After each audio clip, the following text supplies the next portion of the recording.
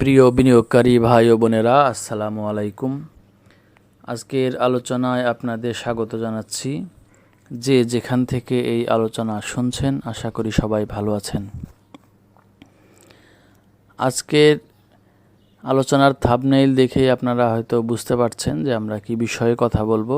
যাই হোক, আপনি যদি স্টক মার্কেটে একজন দীর্ঘমেয়াদী বিনিয়োগকারী হন, তাহলে এই আলোচনাটি আপনি স্কিপ করতে পারেন। আজকের আলোচনাটি মূলত স্টক মার্কেটে যারা ট্রেডিং করেন তাদের জন্য। যাই হোক, স্টক মার্কেটে ট্রেডিং আমরা এই উদ্দেশ্যে করে থাকি, শর্ট টার্ম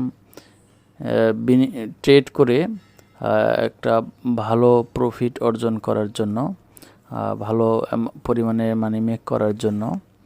যাই হোক, এখানে আমাদেরকে শুরুতেই মনে রাখতে হবে যে আমরা যেই স্টকে ট্রেডিংয়ের জন্য এন্ট্রি নিচ্ছি, সেই ট্রেডটা আমাদের প্রফিটেবলও হতে পারে, আবার সেখান থেকে আমাদের লোকসানও হতে পারে। এখানে চান্সটা হচ্ছে 50-50। যদি আমরা টেকনিক্যালি খুব সাউন্ড হই, টেকনিক্যাল অ্যানালাইসিসের ব্যাপারে খুবই এফিশিয়েন্ট, আমাদের দক্ষতা খুবই বেশি থাকে, তাহলে হয়তো আমাদের লাভ করার সম্ভাবনাটা বেশি থাকে। তারপরেও অনেক ক্ষেত্রে কিন্তু এখানে লোকসান হতে পারে।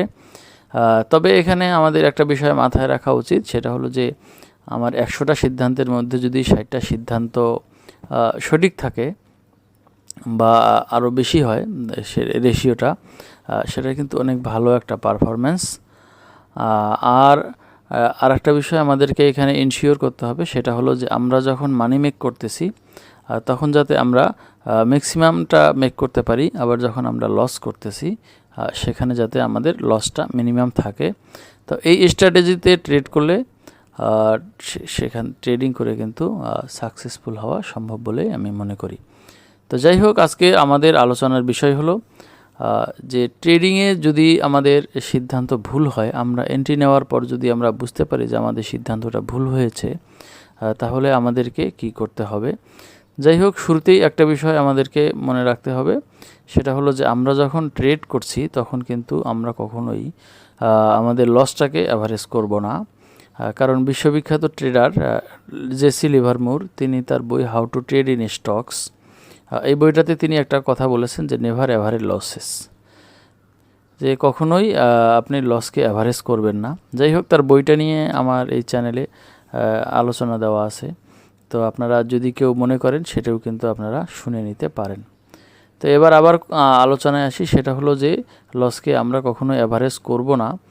যখন আমরা কোনো একটা ট্রেডে এন্ট্রি নিব, এখন যদি আমরা দেখি যে আমরা যেই উদ্দেশ্যে এন্ট্রি নিয়েছি স্টকের গতিবিধিটা সেই দিকে যাচ্ছে না, বরং তার উল্টা দিকে যাচ্ছে, অর্থাৎ সে স্টপ লসটাকে হিট করতে চাচ্ছে, তো তখন কিন্তু আমরা অবশ্যই স্টপ লস নিব এবং সেই ট্রেড থেকে এক্সিট করব। কারণ আমরা যত আর্লি একটা ভুল সিদ্ধান্ত থেকে বের হতে পারবো, ততই কিন্তু আমাদের লসের পরিমাণটা কম হবে। আর এখান থেকে আমরা সিদ্ধান্ত গ্রহণ করতে যত দেরি করব, ততই কিন্তু আমাদের লোকসানের পরিমাণটা বাড়তে পারে। একই সঙ্গে আরেকটা জিনিস বাড়তে পারে, সেটা হলো যে আমরা যদি ওখানে জেদ ধরে বসে থাকি বা আমি এখান থেকে প্রফিট করেই বের হব, এরকম যদি সিদ্ধান্ত নেই, তাহলে কিন্তু আমাকে দীর্ঘ সময়ের জন্য ওই স্টকে আটকে থাকতে হতে পারে। তো এটা আমাদেরকে খেয়াল রাখতে হবে, সেটা হলো যে লাভ এবং লস দুইটাই ট্রেডিংয়ের অংশ। এখানে লাভও হতে পারে, লসও হতে পারে। তো লসটা হচ্ছে আমাদেরকে এখানে মনে করতে হবে, সেটা হলো আমার কস্ট অফ বিজনেস। একটা ব্যবসা করতে গেলে সেখানে নানান রকম কস্ট থাকে, খরচ থাকে। তো ট্রেডিং যখন আমরা করছি তখন এখানে যে লসটা হয় এটাকে আমরা কস্ট অফ বিজনেস হিসাবেই মনে করব।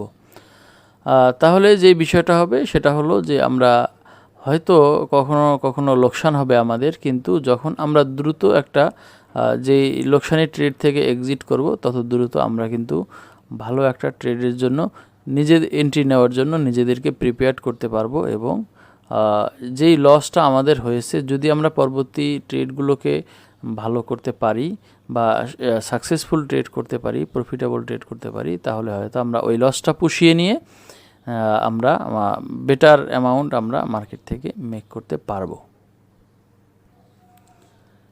এখানে আরেকটা কথা বলে রাখতে হয়, সেটা হলো যে আমাদের মার্কেটে কিন্তু এক ধরনের একটা ব্যারিয়ার আছে। সেটা হলো যে আমরা আজকে যদি এই ক্যাটাগরির একটা শেয়ার কিনি, সেটা মাঝখানে একটা ওয়ার্কিং ডে গ্যাপ দিয়ে থার্ড ওয়ার্কিং ডেতে গিয়ে ম্যাচিউর হয়।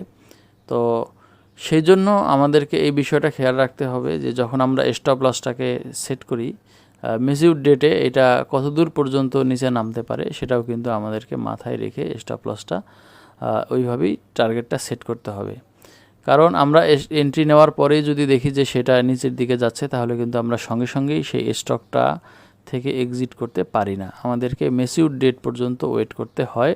তো এই জন্য অনেক সময় অপ্রত্যাশিতভাবে আমাদের লোকসানের পরিমাণটা বেড়ে যায়। তো যেহেতু এটা আমাদের মার্কেটের বাস্তবতা, সেহেতু এটা মাথায় রেখেই কিন্তু আপনাকে বা আমাকে কোনো ট্রেডে এন্ট্রি নিতে হবে, অথবা এন্ট্রি নেওয়ার সময়ই এটা আমাদেরকে এই ক্যালকুলেশনটা করতে হবে। যাই হোক, আমাদের এখানে একটা সমস্যা যেটা আমি অনেকের মধ্যেই দেখি, বিশেষ করে যারা ট্রেড করেন তাদেরকে নিয়ে যেহেতু আজকে কথাটা বলছি, যে আমরা অনেকেই কিন্তু, বিশেষ করে সাধারণ বিনিয়োগকারী আমরা যারা রয়েছি বা ক্ষুদ্র বিনিয়োগকারী, আমরা কিন্তু অনেকেই এই স্টপ লসটাকে নিতে চাই না, বা স্টপ লসটাকে নেওয়ার মতো যে মেন্টাল ক্যাপাসিটি, মানসিক সক্ষমতা, এটা কিন্তু আমাদের থাকে না।